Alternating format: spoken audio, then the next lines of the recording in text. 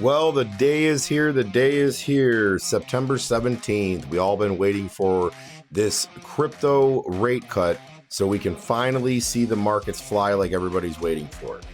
But is that what's going to happen? We will see. But there's some interesting news today in crypto. Ethereum faces validator bottleneck with 2.5 million Ethereum awaiting exit. The backlog pushed exit wait times to more than 46 days on Monday, the longest in Ethereum short staking history. Dashboard show the last peak in August put the exit queue at 18 days.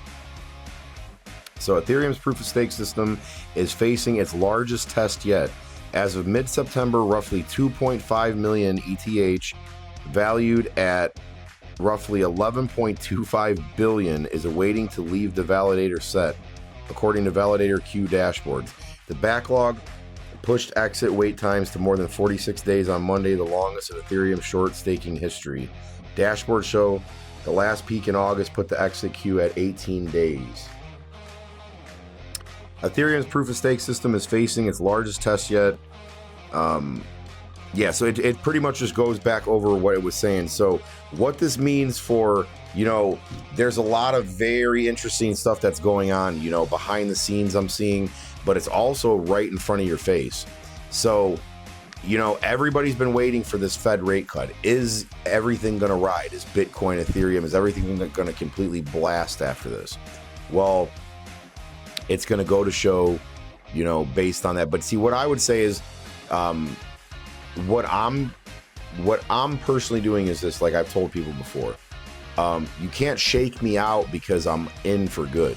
That's just how it works. I won't be shaken out. I'll take profits. I'll continue to make my money over time, but I won't be shaken out. So I believe a lot of shakeouts are going to continue to happen. I mean, for all we know, we could see it blast in November or December. I think that a lot of, games are going to be played because I'm seeing it back and forth and back and forth and back and forth. And I'm just glad that, at these peaks, I took profit, because it would have been a lot of lost money if I didn't. If I just sat there, like I used to back in the days, I'm just going to keep adding to my bag, and just wait. But no, it's like, it's really, it's chess, not checkers in a sense. You have to understand that, it's no longer just us playing around in the sandbox. Okay.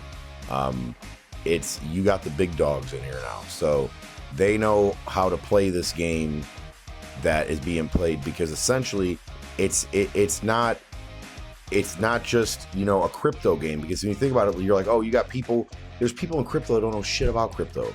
Okay. That's what's crazy is like, the Trumps, they got in. They don't know shit about crypto. Okay, they just been in it for like a year or so or whatever. They don't know as much as they're putting off to you guys about the fundamentals, about consensus models and all that other stuff. They really don't know about all that. They'll spout it all off. I hope they learn, but more about how crypto actually functions. But essentially, you have a bunch of traditional investors, okay, and traders that are in here in crypto, and they're going to treat it like any other thing that they're trading on. Okay, they're going to run it up and down and all around whatever way they want to do it, and they're going to laugh their asses off because they know the regular public doesn't have the money or time to play that game.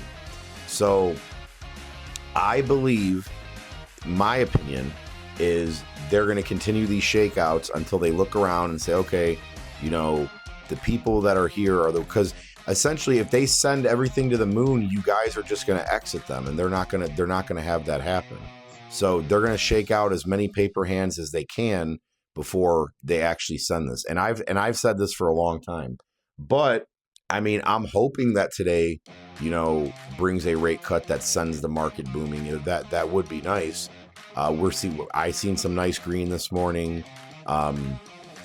Toshi was up by like 56% or something crazy like that. So that was actually pretty nice. But yeah, I would say really, I mean, it's all about, deciding your own level of involvement. Some people, like I said, and I think it was the last episode, crypto is not for the weak. If you scare easily, it's probably not the game for you. It just isn't. So, and that's a big thing too, is realizing it's all a game. It's really all it is. I mean, you wouldn't. Any person with half a brain is not going to take a game 100% serious, or get their emotions mixed into it. Okay, they're gonna say, okay, this is a game. You know, I'm not gonna cry about it. I'm gonna, you know, lock in and find a way to actually beat this game. So that's what it is. You got to lock in and you got to figure a way to beat them at their own game, essentially.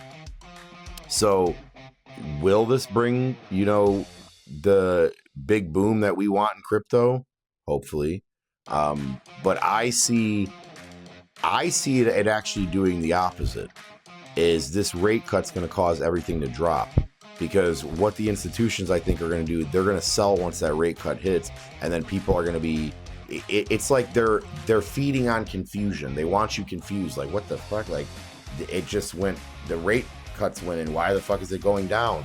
So they want to keep running thing in opposite directions to where you don't know which end is up. And then once they got you completely confused and out, that's when they go whoop, and then out of nowhere, like, I believe when the market sends, it won't be by news, it won't be by nothing. It'll be, you'll wake up one morning and be like, what the shit? Like, when you least expect it. That's at least what I see. Is it's going to be an interesting ride. I mean, that's definitely for sure. I'm very interested to see what the next, I would say, even month has in store. Is going to be very, very interesting.